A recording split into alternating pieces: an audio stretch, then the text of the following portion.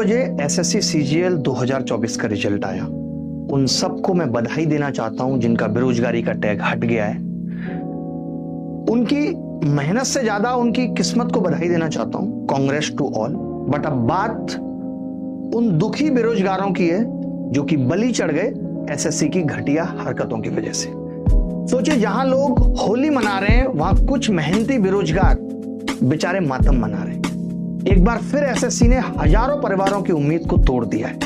कल SSC CGL का final result आया और जो कुछ इसमें हुआ वो काफी चौंकाने वाला है। पहले आपको पता होगा कि प्री एग्जाम में स्कैम हुआ था और हमने लगातार चिल्ला के 5-7 वीडियो जारी करके कोर्ट तक गए, तब कहीं जाके उस रिजल्ट को रिवाइज करा पाए। और सिर्फ लड़ाई हमें एसएससी से नहीं लड़नी पड़ी, हमें लड़ाई एसएससी में पढ़ाने वाले शिक्षकों से भी लड़नी पड़ी, जो ये कह रहे थे कि एसएससी में कोई स्कैम हुआ ही नहीं है। और आज भी कुछ हालत वैसे ही है कि कोई शायद ही, मुझे लगता है कि जो बोलने आएगा कि गलत हुआ है।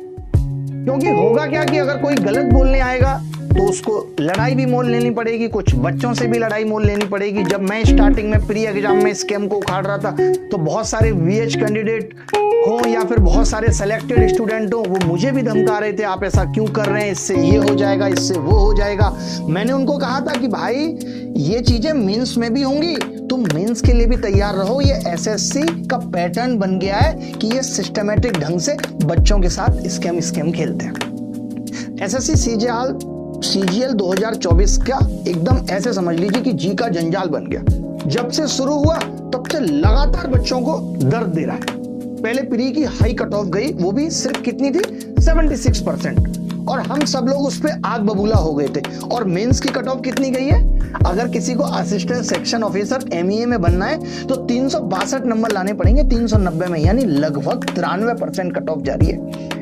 आईआईटी, यूपीएससी, इन्होंने तो इंटरनेशनल सिविल सर्विसेज सबका रिकॉर्ड तोड़ दिया। कितनी बड़ी नौकरी दे रहे हो तुम, सीधे देश का पीएम बना रहे हो, 93% कट ऑफ।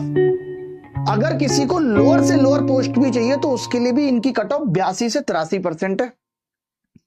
हमने लगातार आवाज उठाई, हमने कहा कि VH, OH, PWD high marks आ रहे हैं इनके स्क्राइब की बदौलत। एसएससी ने नोटिस भी भेज के थोड़ा दिखाया कि हाँ देखो हम कुछ कर रहे हैं, क्योंकि एसएससी कोर्ट में इस वक्त। उसके बाद रिजल्ट का इतना बड़ा झोल कि नॉन एलिजिबल लोगों को क्वालिफाई कर दिया।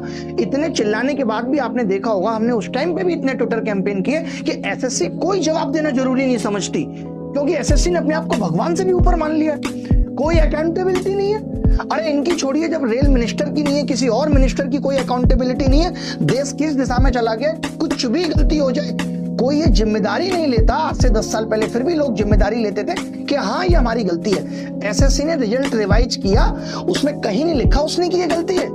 और सोचिए, उस रिजल्ट रिवाइज में से 90% लोगों को इन्होंने विद हेल्थ में डाल दिया। 90 छोड़िए, 95% लोगों को विद हेल्थ में डाल दिया है। गिने चुने बच्चे हैं जो रिजल्ट में आए हैं, उन 1134 बच्चे जो इन हुए थे।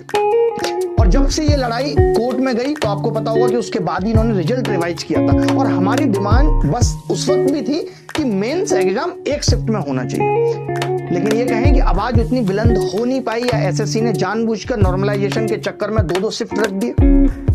भाई जब तुम्हें 2 शिफ्ट में ही एग्जाम कराना होता है तो तुम दिल्ली वाले बच्चे को गुजरात क्यों भेजते हो? इसीलिए तो 2 शिफ्ट में करा रहे हो, ताकि बच्चों को उनके मनपसंद का सेंटर दे सको। एक बच्चा ट्रेवल करके जाता है, कितना उसका माइंडसेट बदल जाता है दूसरी जगह जाकर के, उसको पेपर देने में कितनी दिक्कत होती है। किसी को तुम भोपाल भेज रहे हो, किसी को तुम चंडीगढ़ भेज रहे हो अपनी मर्जी से। फिर 2 शिफ्ट का मतलब क्या है? अगर तुम्हें दुनिया के हर कोने में ही बच्चों को भेजना है तो मैं कहता हूं और गुजरात से आगे थोड़ा जम्मू कश्मीर भेज दो, एक ही शिफ्ट में एग्जाम ले लेते, क्या दिक्कत थी बताओ? मेंस आया तो पहले दिन टाइपिंग में अलग नौटंकी हो गई और टाइपिंग टेस्ट कैंसिल हो जाता है, उसके लिए एक अलग लड़ाई लड़नी पड़ी, फिर उसको अलग डेट पे कराया जाता है। अब कुछ बच्चों का ये मानना है कि जो ये नॉर्मलाइजेशन का झोल हुआ है, इसमें ऐसा हो सकता है कि टाइपिंग टेस्ट जब दोबारा हुआ तो वो टाइपिंग टेस्ट देने वो बच्चे नहीं गए जिनका स्कोर बहुत कम आ रहा था, जिनका पेपर किसी वजह से खराब हो गया, जिनके 270 नंबर आ रहे हैं, 260 नंबर आ रहे हैं, वो टाइपिंग टेस्ट देने नहीं गए। अगर ऐसा होता है कि एसएससी ने उन बच्चों को एब्सेंट मान लिया, तब आप समझ सकते हैं कि नॉर्मलाइजेशन का कितना घातक हो सकता है। नॉर्मलाइजेशन कितने बच्चों के जीवन पे उसका असर पड़ सकता है, क्योंकि बच्चे ही कम हो गए और सिर्फ उन्हीं बच्चों से नॉर्मलाइज स्कोर बना जो कि टॉपर्स थे। तो 18 वालों को तो नॉर्मलाइजेशन का इस हिसाब से फायदा ही नहीं मिला होगा। अब ये सब चीजें पता कैसे चले?